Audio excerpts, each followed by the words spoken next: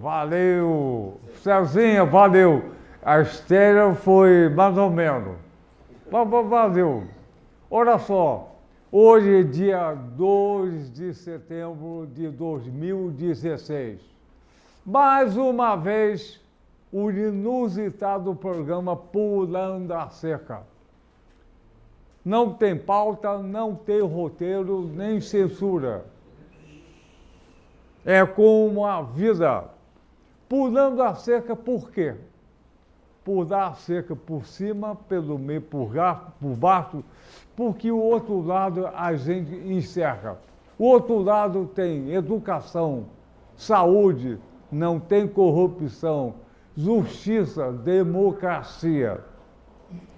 O apresentador do programa sou eu, Daniel Suturianci, médico, o único apresentador do mundo que já teve AVC, acidente vascular cerebral, a doença mais mata no mundo e no Brasil, e estou aqui no ar. Olha só, o programa Pulando a Cerca convida uma fração sempre importante do Brasil. Todos os nossos convidados, há quase 14 anos, foram uma fração importante. Dessa vez, nós convidamos o simpaticíssimo, o educadíssimo, gostosíssimo, tesudíssimo professor Elisário Seller. Vem pular cerca, professor Zaro. Pula cerca. Isso. Pula cerca. Pulou. Isso. Bom dia, boa tarde, boa noite. O programa repete. Bom dia. Boa tarde, boa noite. Boa noite para todos aí. Bom dia, boa tarde. Boa noite. Boa noite para todos. Tá bom o som, Zaro? Olha só. Fez xixi? Já me precavi. Então, podemos começar. Para não interromper. Esse programa, apesar do inusitado da apresentação, é um tema mais do que importante desse país. Eu diria que é um tema que, em primeiro lugar, segundo, terceiro, quarto, quinto, até o 10º lugar, é o mais importante desse país, é educação. Educação é um tema mais do que importante. E nós devemos continuar esse programa por mais 4 ou 5 vezes para entrosetar a questão da educação. Sempre se fala, o canal comercial fala, ei, sabe? Aqui eu vivi, eu fiz, eu não fiz, eu sofri ou não. E educação sempre sofre aqui no Brasil. Com a palavra, professor Zaro Seller, que foi diretor da Faculdade de Educação da UF. Hoje é decano. Que coisa, né? Decano. Zaro, vamos começar sobre educação. Muito obrigado. Pela questão do tempo, hoje, né, 2 de setembro, é o segundo dia da posse, né, de um presidente no Brasil que não estava esperado que ele assumisse, né, uma situação inusitada, e realmente, sem sombra de dúvida, foi um golpe parlamentar. E como isso afeta a educação?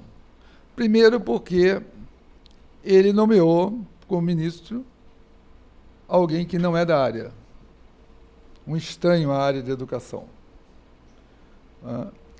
Acabou com o Ministério da Cultura, porque cultura e educação não tem como separar, entendeu?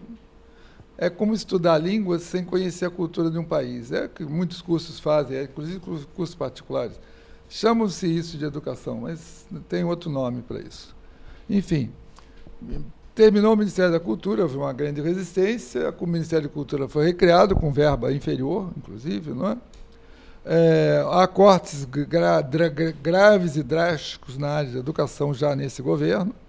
Eles atribuem ao governo passado, mas, obviamente, isso é remanejamento de verba para setores que têm menos controle do dinheiro, não é? Então, já estamos hoje observando nas escolas falta de verba para a educação de jovens e adultos, a educação especial, e tem vários setores que estão à míngua, não é? Porque não foi feito repasse para municípios, estados e municípios, adequados ao bom funcionamento das escolas, que não funcionavam bem, mas agora o precário passou para a miséria, não é? E com miséria na educação faz-se muito pouco, não é? Embora possa se fazer muito, mas nós teríamos que ter uma tecnologia de guerra na educação para poder fazer muito com a miséria, ou pelo menos, vamos dizer assim, superar essas grandes barreiras e entraves, não é? Que estamos tendo aí. A outra questão é justamente a questão da democracia, que sai bastante arranhada nesse contexto triste que nós observamos no Senado Federal, vários senadores imbricados e implicados em processos de corrupção, processos que já estão rolando aí e não andam, não desapegam, né, das primeiras fases do processo, não é?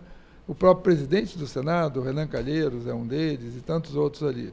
Então, a situação que nós temos é um projeto na minha opinião, nós temos que fazer um trabalho que não foi feito direito no Brasil, que é começar a educar para a cidadania, não aquilo que os militares colocaram, que é educação moral e cívica, estudo do problema brasileiro, mas começar cedo, direito constitucional para crianças. Isso tem na Alemanha. Eles fazem um trabalho, as crianças já começam a entender sobre a Constituição. Na Inglaterra, há um projeto, já em muitos anos em andamento, em que as crianças têm noção sobre o parlamento, como funciona, não é? Aqui, o analfabetismo político, principalmente da classe média, é triste, lamentável, não é? E a classe média sai às ruas pedindo um novo governo, sem saber quem são os associados a esse novo governo. Por exemplo, o Sarney está presente através desse governo, através do filho dele, ministro, né, da Meio Ambiente, né? O Jader Barbalho, indiscutivelmente, oligarquia nortista, do norte do país, presente através do filho dele, ministro também. A família Alves também se representou nesse governo, com a oligarquia nordestina, também com o ministro. A família Pisciani botou um filho que mal sabe falar como ministro do esporte. Pasmem vocês, ministro do esporte, que teve na abertura da Olimpíada, né? Um garoto novo, cujo provavelmente grande virtude é ser da família do Pisciani, que é o presidente da Assembleia Legislativa do Rio de Janeiro, oligarquia do Estado do Rio de Janeiro. Moreira Franco é um super-ministro, porque hoje ele trabalha com as concessões de ferrovias, de aeroportos, concessões de malhas rodoviárias, está na sombra, mas fazendo muito. Ele dispensa a apresentação para quem é de Niterói e quem é do Estado do Rio de Janeiro. Um governador que foi processado e julgado em última instância por desvio de dinheiro público para fazer um livro em homenagem a ele próprio. E tem a figura dele na capa, papel couché da melhor qualidade, com dinheiro da imprensa oficial. Isso está nos tribunais, qualquer um pode entrar na internet, pegar, o processo existe na íntegra, não é? Então, nós temos aí, e poderíamos aqui ficar bem horas comentando sobre a biografia de quem está hoje no poder. Pasmem vocês, telespectadores, que nós estamos numa farsa bastante grande, travestida de democracia. Bem, o que nós queremos nesse contexto é não brigar com a Globo, nós brigarmos com coisas, nós temos que construir um país em que as pessoas possam saber ler, interpretar, analisar, inferir, deduzir, para poder, e elas não vão ser enroladas igual um pãozinho na padaria todo dia, né? Com pequenas e simplórias explicações que eles armam.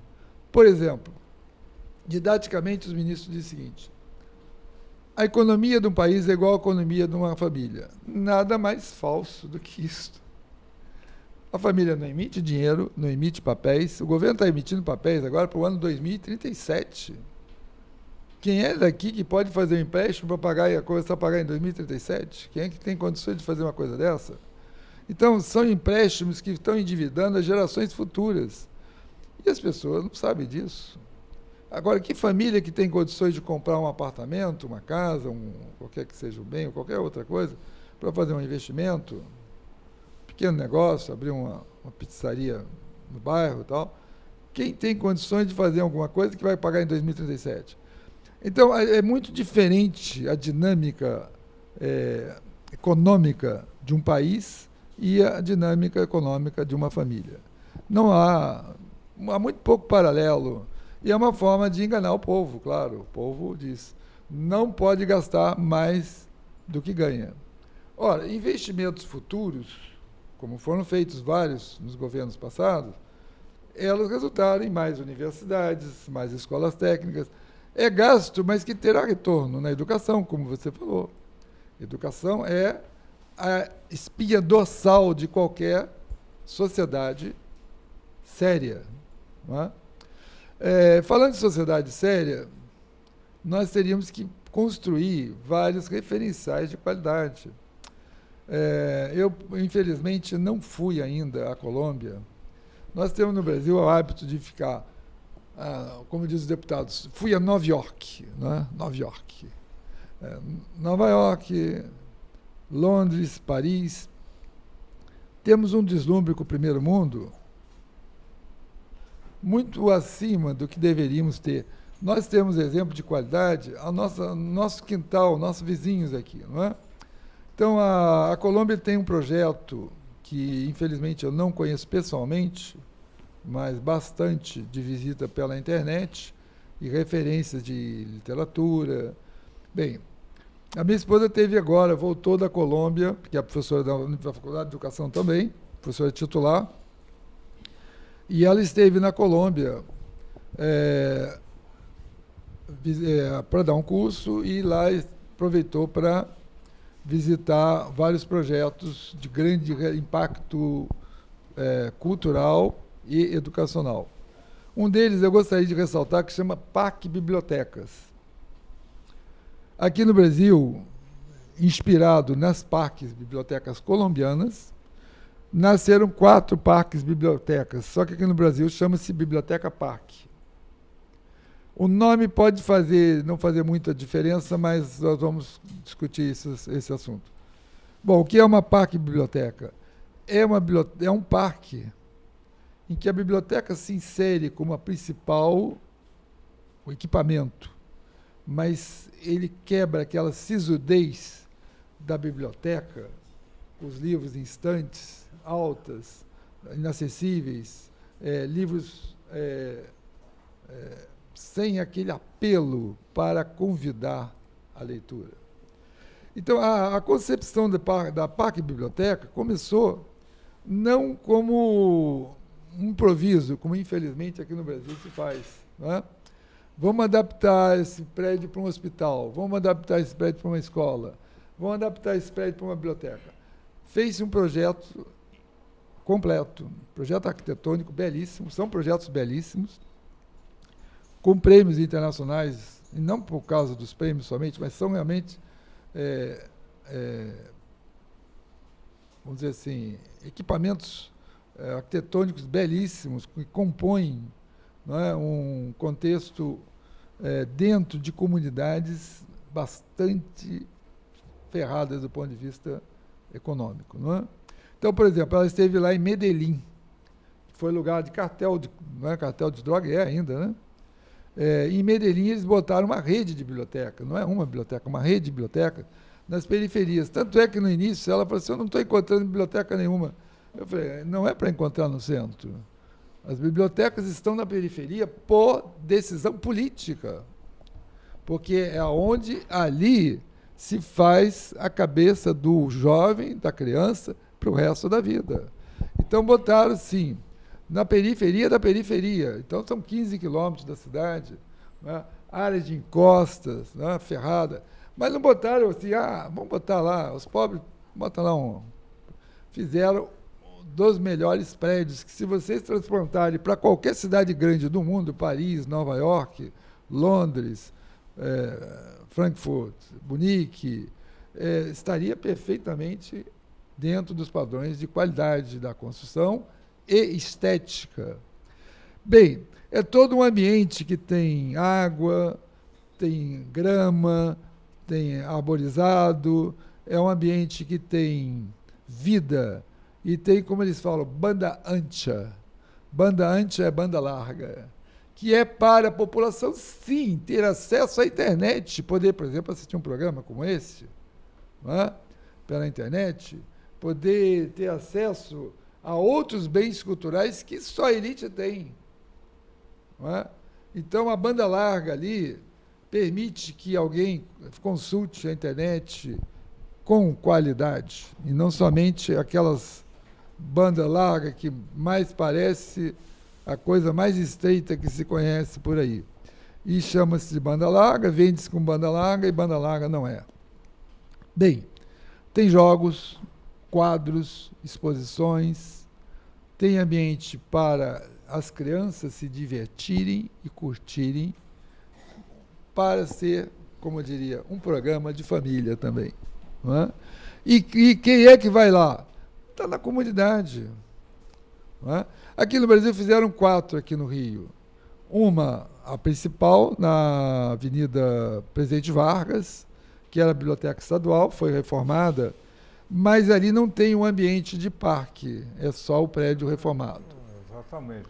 Mas a qualidade por dentro é boa. Eu estive lá várias vezes, eles têm ambiente para jogos, exposições, transformaram o espaço do espaço agradável.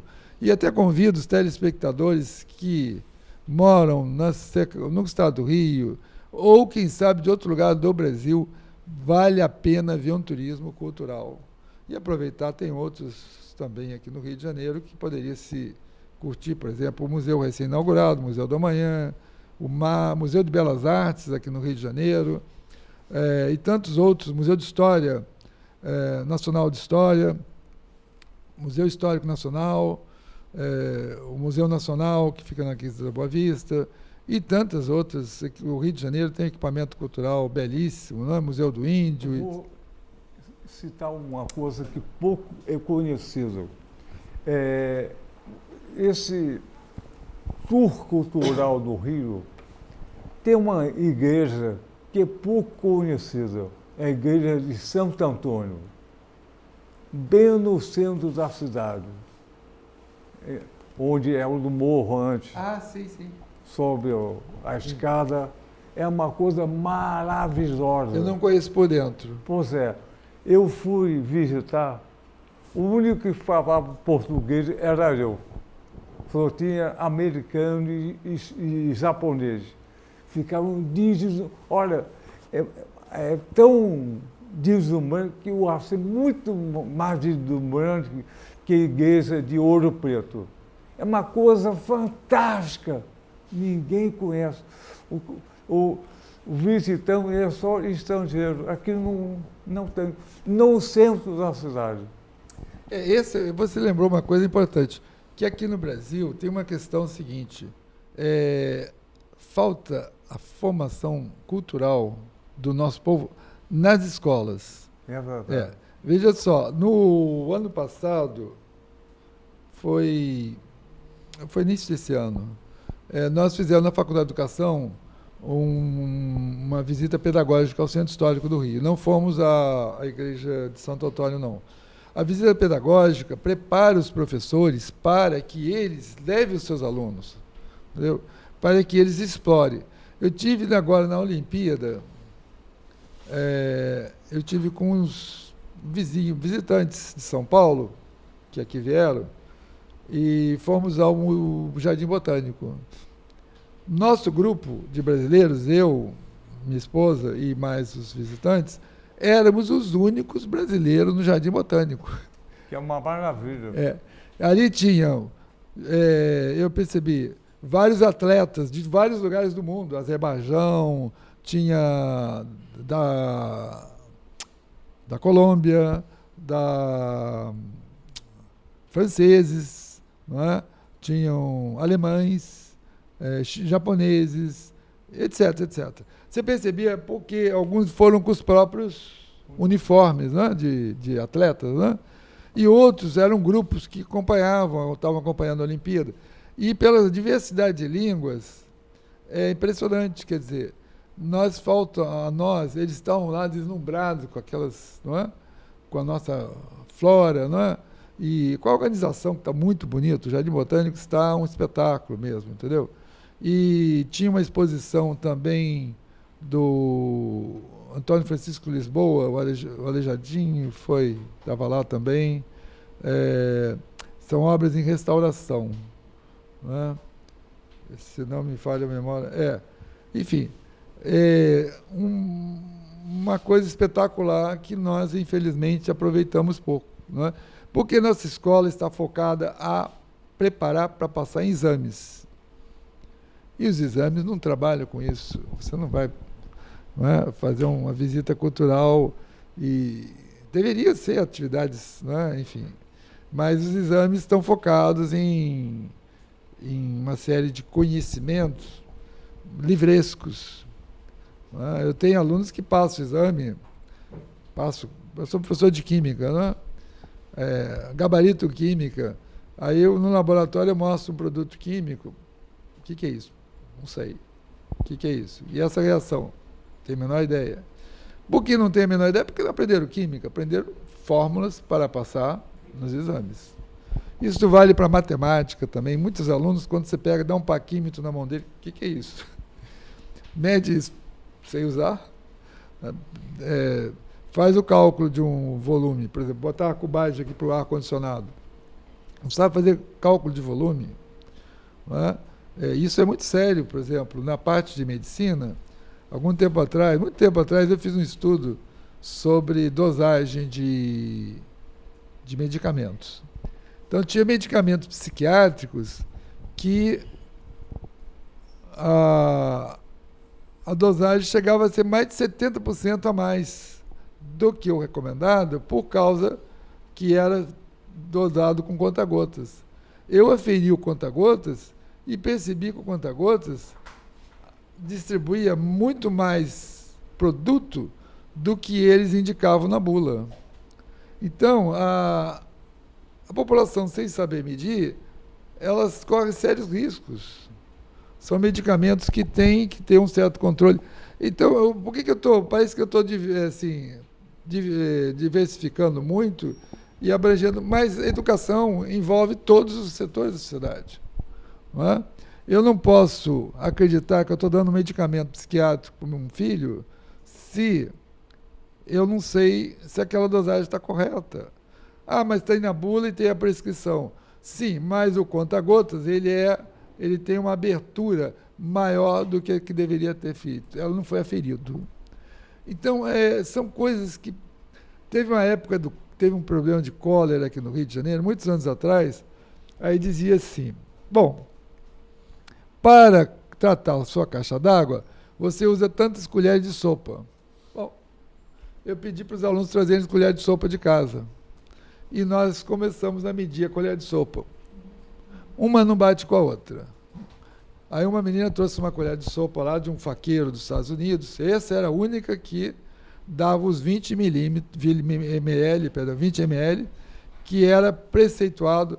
Porque é o seguinte, tinha a colher de sopa do Ministério da Saúde, que tinha um volume. Da Prefeitura do Rio de Janeiro tinha outro volume. E a do Estado tinha outro volume. Até nisso, veja só, nós não estamos falando de lá, uma cidade perdida lá no meio do Amazonas. Estamos falando de técnicos gabaritados que não se entendem sobre o volume de colher de sopa que vai dosar uma doença seríssima, que é cólera, para eliminar o bacilo, não é bacilo? Da cólera nas caixas d'água. Não é? Então, isso tudo, Daniel, não tem como falar em educação se não falarmos da sociedade. Porque não adianta, por exemplo, ensinar sobre bactérias, sobre micro-organismos, se as pessoas não acreditam nele, porque nunca viram.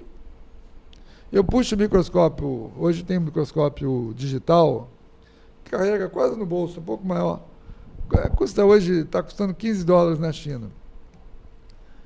Apresento para os alunos micro-organismos e para os leigos, e as pessoas, mas tudo isso existe aonde? Eu falei, por exemplo, no alface. No alface, então é por isso que tem que lavar alface? A questão de lavar a mão, há várias doenças. Então, as pessoas não acreditam porque a escola brasileira ela não trabalha com a questão da formação do cidadão, que envolve questões de saúde, questões da própria construção civil, quantos erros de cálculo, quantos erros de material, desperdício, e o dinheiro das pessoas não é para isso, não é? Um mal-estar, falta de cuidado, infiltrações, etc, etc. Então, eu acho que trabalhar a educação perdão, é uma questão ampla e não somente na própria escola. E voltando à questão das bibliotecas, as bibliotecas parques, então voltando à questão, perdão, até pela digressão aí, a Biblioteca Parque do Rio de Janeiro é muito interessante. Niterói também tem uma.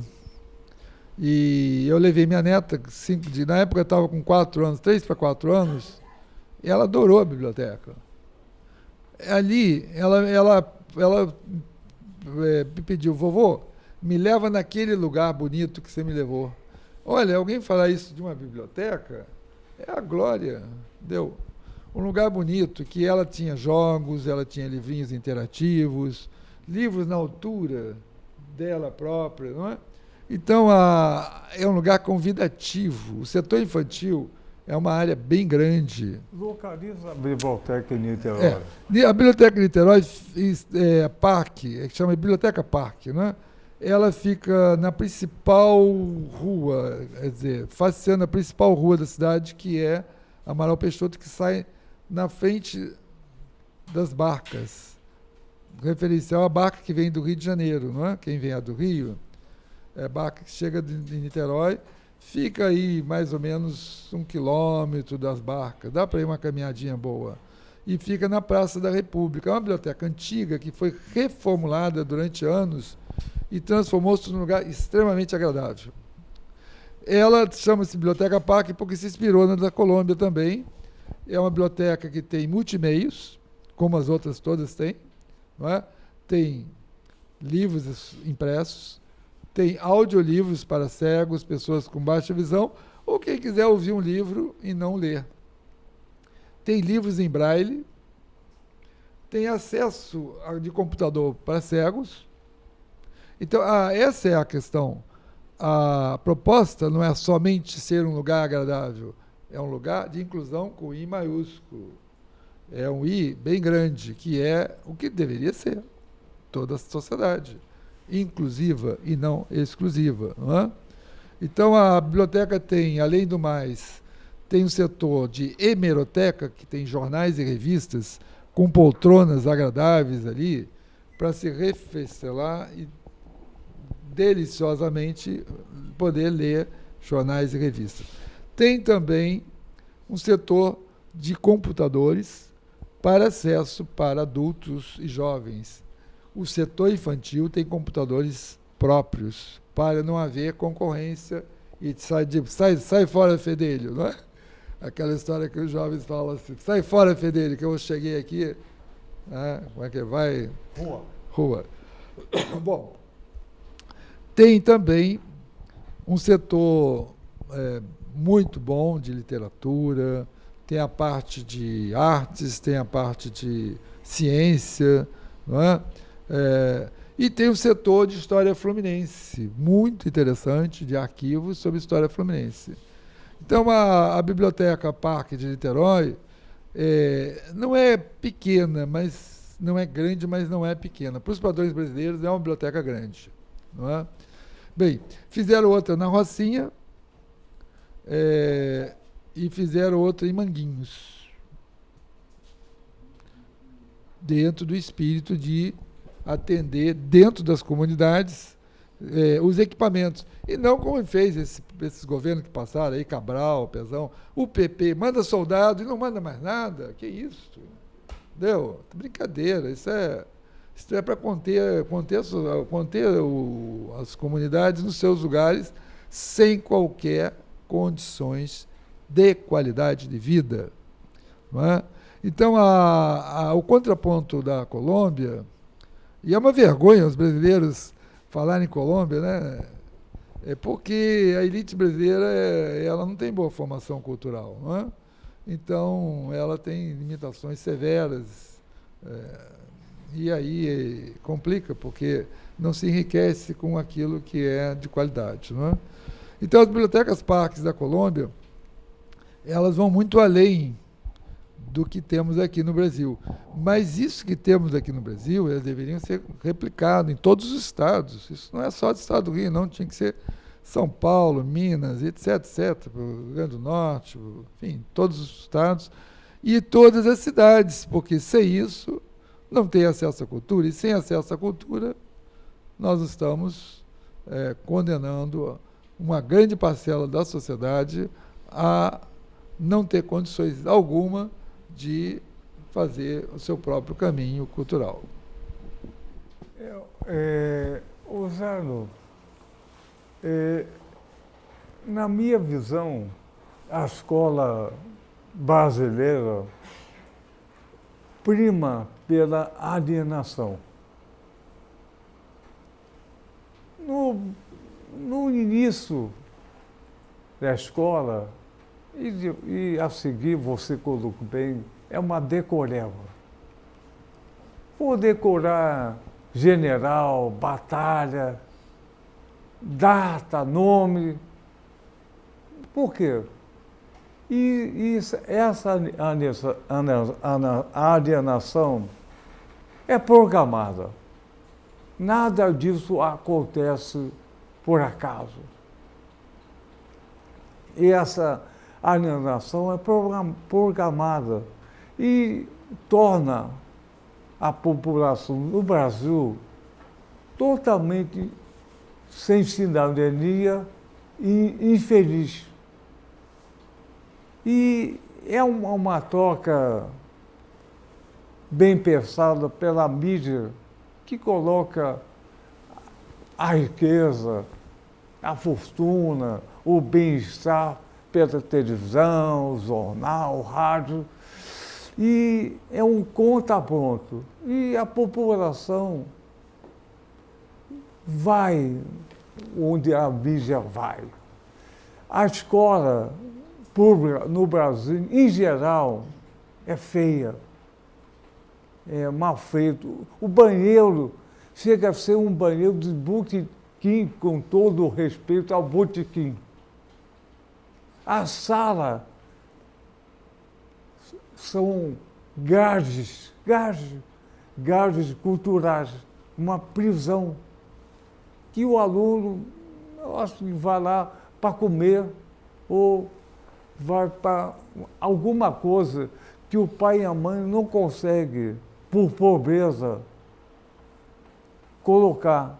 Então, é uma pobreza não só econômica, como cultural. Verdade. Vou aproveitar esse gancho aqui. Essa semana eu fui convidado para fazer uma oficina de jogos. Eu trabalho com jogos educacionais. A professora, aqui no estado do Rio de Janeiro, não é? A professora de arte, você até conhece, com formação em arte, música, mestrado dos Estados Unidos, doutorado, e começamos a organizar. Falei, vamos fazer uns jogos, sim. Primeiro, tem um lugar lá na escola que a gente possa depois deixar os jogos, a gente vai fazer os jogos com os alunos. São jogos educacionais de várias culturas, de vários lugares do mundo. São jogos riquíssimos, jogos africanos, jogos orientais, enfim. Ela falou assim, não tem sala para guardar. Eu falei, um armário? Não tem um armário para guardar o jogo. Ora, eu produzo material com os alunos. Não é só para aqueles alunos usarem naquele momento. É como essa gravação. Ela não vai morrer aqui. Eu vou levar essa gravação para os prédios populares, para as escolas, enfim, ela vai para a universidade, para a discussão. Então, nós temos aqui um material didático. Então, eu quero ter o jogo também para que o outro aluno também jogue no pátio, na hora do recreio, conheça outras culturas, conheça outras formas de interagir. Quer dizer, aí nós estamos na miséria. Eu vou ter que conversar com a direção da escola para botar um armário, para botar um jogo lá no armário. Porque que acontece? Você tem uma escola sem material nenhum. Como é que pode isso? Sem recurso. Então, bom, mas nós vamos fazer. Tem algum material lá? Pode haver comprar algum material de consumo para fazer o jogo? Não tem. Ah, mas eu arrumo dinheiro, a professora falou. Arrumo do meu bolso. Falei, eu posso contribuir também, mas vamos lá. Então, nós estamos nessa situação. Eu tenho um professor com doutorado, querendo trabalhar, extremamente capaz, não é? Leva a universidade para um projeto lá, para fazer um material que daqui a pouco vai ser jogado fora, porque a escola não tem onde guardar. Então, a continuidade das coisas. Outra questão, falei com ela, se deixar um mural lá, não pode, porque são 3 turnos, o outro arranca e tal. A escola brasileira já está prevista na LDB, a LDB fez 20 anos esse ano, 20 anos. Está prevista a implementação de tempo integral nas escolas de tempo integral. Escola de tempo integral tem Estados Unidos, na França, na Inglaterra, na Alemanha, na Austrália, na Áustria, Itália, etc, etc, etc. No Brasil, você tem 3 turnos. Parece até aquela coisa de cama quente. É uma cama que 3 pessoas dormem nela durante o mesmo dia, não é? É alugada a cama, não é? Então, a escola está nessa improvisação. Não sei se vocês conhecem esse conceito, infelizmente, lamentavelmente existente ainda e muito frequente nas zonas de baixíssima renda, o indivíduo não podendo alugar um quarto, ele aluga a cama, vai trabalhar, depois, nesse momento, um outro vai dormir, que foi um vigilante, depois, então, quer dizer, é uma mesma cama alugada, não é? A escola parece isso. 3 turnos na escola, não é? O professor, no estado do Rio, está uma situação complicadíssima, porque ele termina a carga horária dele, não dá numa escola só, ele complementa na outra, tem professores em 4, 5 escolas. Eu chamo isso de professor pipoca, porque é igual pipoca que pula na panela. Ele vai para o trânsito, atrasa para uma aula, depois atrasa para outra, e para outra, e para outra. E então, nós estamos falando nem de educação precária. Isto é o fim da picada. Ah, é melhor que nada? Bem, vamos dizer que talvez seja melhor que nada. O professor é concursado, bem qualificado, não é? Mas é isso que nós preparamos na universidade, os professores, para trabalhar nessa situação precaríssima? De forma alguma. Então, como você fala? Agora, nós não é que sejamos culpados, nós, professores, temos sim condições de dar uma outra direção ao ensino. Por exemplo, na época dos 500 anos de comemoração do Brasil, 500 anos, 9 entre 10 escolas particulares da Zona Sul do Rio de Janeiro comemoraram os 500 anos de Brasil. Isto é de uma ignorância tão grande como se tivesse outro universo, seria como daqui ao outro universo. Essa é uma ignorância de proporções galácticas, universais, não é? Uma coisa assim, porque não existe 500 anos do Brasil. Porque já existiam, há muitos milênios no Brasil, civilizações que aqui habitavam. Está aí, como prova disso,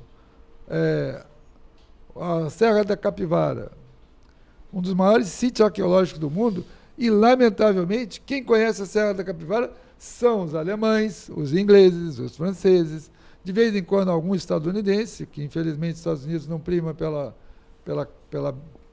riqueza cultural na formação. Então nós temos aí hoje um patrimônio ameaçado, um dos maiores patrimônios da humanidade ameaçado, que é a Serra da Capivara, não é? Mostrando que o Brasil não começou há 500 anos. Não é? Nós temos uma grande história. Ninguém chega na história da Inglaterra e diz: a Inglaterra começou com os vikings, a Inglaterra começou com os romanos.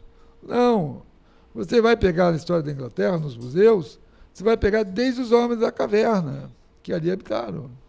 Vai na França, tem lá uma caverna belíssima, que recomendo vocês olharem na internet, Caverna de Lascaux, que escreve. É um dos sítios arqueológicos mais lindos do mundo. É a Capela Sistina da Antiguidade. Telas magníficas feitas pelos homens da caverna, há 10, 15 mil anos atrás. Então, a história da França não começou com os romanos, não começou com isso, começou com os invasores que chegaram. Não é? E o brasileiro não começou com os portugueses, ou outros que aqui chegaram antes.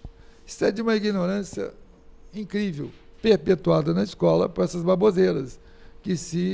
E tantas outras questões. Nós temos uma história brasileira eurocentrada, centrada na história europeia. Isso é um absurdo. É um absurdo.